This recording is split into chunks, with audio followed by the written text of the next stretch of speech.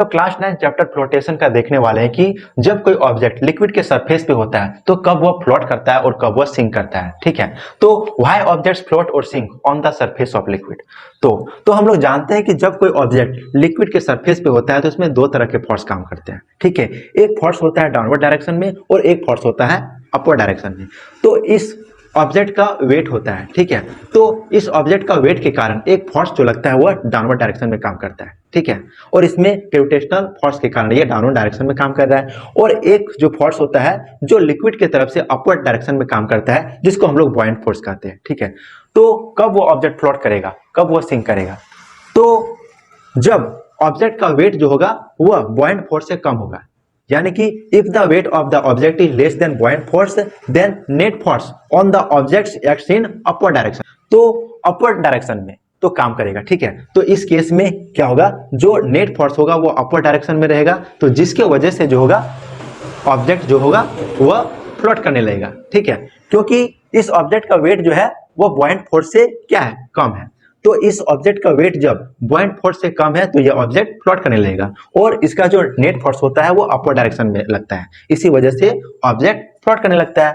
और इस केस में क्या होता है, इस केस में जब ऑब्जेक्ट का वेट और बॉयंट फोर्स इक्वल रहेगा तो नेट फोर्स इसका जो रहेगा वह जीरो रहेगा, जिसके वजह से यह ऑब्जेक्ट ना सिंक करता है और ना ही फ्लोट करता है, बल्कि यह लिक्विड के सरफेस पर ही पूरी तरह से फुल्ली इमर्ज रहता है। ठीक है, तो इसमें वेट ऑफ द ऑब्जेक्ट और बॉयंट फोर्स इक्वल रहता है। ठीक है, अब इस केस में क्या होता है, जब ऑब्जेक्ट का वेट जो होगा वो बॉयंट फोर्स से ज्यादा होगा, यानी कि if the weight of the object is greater than buoyant force then net force on the object acts in downward direction. तो इसका जो नेट फोर्स होगा वो डाउनवर्ड डायरेक्शन में काम करेगा, जिसके वजह से ये ऑब्जेक्ट सिंक कर जाता है। ठीक है, तो इस केस में क्या होता है, ऑब्जेक्ट सिंक कर जाता है क्योंकि इसका जो नेट फोर्स होता है वो डाउनवर्ड डायरेक्शन होता है। ठीक है, तो हम लोग देखें कि यह ऑब्जेक्ट कब फ्लोट करता है, जब इसका वेट, ऑब्जेक्ट का वेट जो होगा बॉयंट फोर्स से कम रहेगा, तब यह ऑब्जेक्ट फ्लोट करने लगता है और इसका जो नेट फोर्स होता है वो अपवर्ड डायरेक्शन में रहता है, जिसके वजह से यह ऑब्जेक्ट फ्लोट करता है।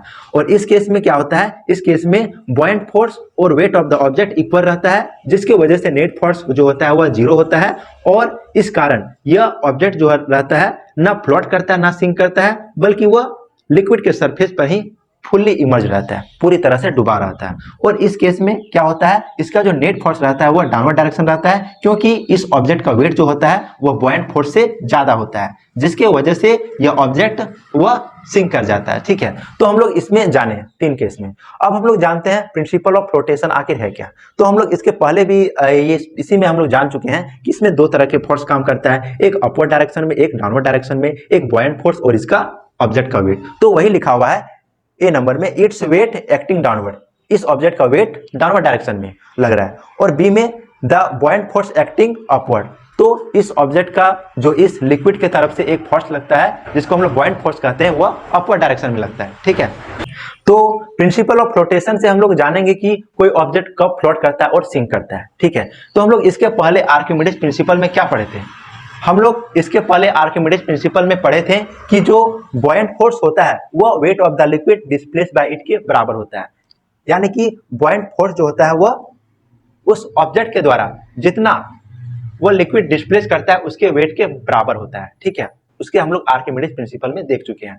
तो इसमें वही बताता है कि कोई भी ऑब्जेक्ट कब फ्लोट करता है, जब इस ऑब्जेक्ट के द्वारा जितना वह लिक्विड डिस्प्लेस करता है उसके वेट के बराबर होना चाहिए, तभी वह ऑब्जेक्ट फ्लोट करेगा। तो वही लिखा हुआ है, a body will float in a liquid if the body is equal to the weight of the liquid displace by it, यानी कि इस ऑब्जेक्ट के द्वारा जितना वह लिक्विड डिस्प्लेस करेगा उसके वेट के बराबर होना चाहिए किसका, बॉयंट फोर्स, यानी कि बॉयंट फोर्स और इस ऑब्जेक्ट के द्वारा जितना वह लिक्विड डिस्प्लेस करेगा उसके वेट के बराबर होना चाहिए, तभी वह ऑब्जेक्ट फ्लोट करेगा। अब हम लोग जानते हैं कि कोई भी जो शिप होता है वह आसानी से फ्लोट करता है, जबकि एक आयरन का कील डूब जाता है। ठीक है, तो वही why ship float on the liquid, तो जो शिप होता है वह क्यों फ्लोट करता है। ठीक है, तो इस शिप का डिजाइन कुछ इस तरह से बनाया जाता है कि इसका जो निचला भाग होता है वह पूरी तरह से खोखला होता है। ठीक है, और इसका निचला भाग पूरी तरह से खोखला होने के कारण क्या होता है, इसका जो डेंसिटी होता है वह कम होता है पानी की डेंसिटी के तुलना में, और इसको कुछ इस तरह से डिजाइन किया जाता है कि यह इतना पानी डिस्प्लेस करता है कि अपने वेट को पूरी तरह से बैलेंस कर लेता है, यानी कि बॉयंट फोर्स और वेट का जो फोर्स होता है वह दोनों बैलेंस होता है और इतना पानी डिस्प्लेस करता है कि वो अपने आप को फ्लोट कर पाता है। इसी के कारण क्या होता है, वह शिप जो है फ्लोट करता है और इसका निचला भाग खोखला होता है और ये इसका डेंसिटी कम होता है पानी के डेंसिटी की तुलना में। इसी की वजह से शिप जो है फ्लोट करने लग जाता है। अब इसमें आता है कि कील जो होता है वह डूब जाता है। क्यों? क्योंकि आयरन का डेंसिटी जो होता है वह ज्यादा होता है वाटर के डेंसिटी के तुलना में। तो वाटर का जो डेंसिटी होता है वह 1000 kg पर मीटर क्यूब होता है, जबकि आयरन का जो डेंसिटी होता है वह 7860 kg पर मीटर क्यूब होता है, जिसके वजह से आयरन का कील डूब जाता है। यानी कि आयरन का डेंसिटी ज्यादा होने की वजह से यह क्या करता है, अपने आप को पानी को उतना डिस्प्लेस नहीं कर पाता है जितना कि वह क्या फ्लोट कर सके। ठीक है, इसी वजह से आयरन क्या होता है, डूब जाता है और इसका वाटर का डेंसिटी कम होने की वजह से, है ना, इसीलिए। तो आज हम लोगों ने क्या देखा, आज हम लोगों ने सीखा कि कोई भी ऑब्जेक्ट कब फ्लोट करता है, सिंक करता है, और साथ में हम लोग प्रिंसिपल ऑफ फ्लोटेशन देखें, और साथ में हम लोग ये भी देखें कि एक शिप जो होता है क्यों तैरने लगता है जबकि एक आयरन का कील डूब जाता है, सिंक कर जाता है। ठीक है,